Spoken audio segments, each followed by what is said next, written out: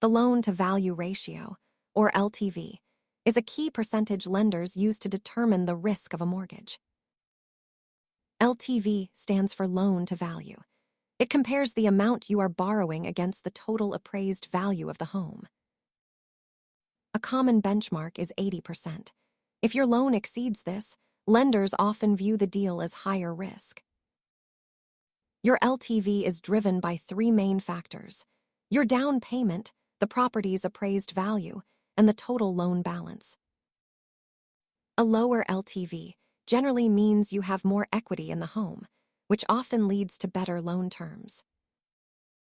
As this chart shows, the larger your down payment, the lower your LTV percentage will be at the time of purchase. Remember that while LTV helps lenders assess risk, it is only one part of your overall financial picture. Understanding your LTV can help you prepare for home buying. Check back soon for more simple explanations of financial concepts.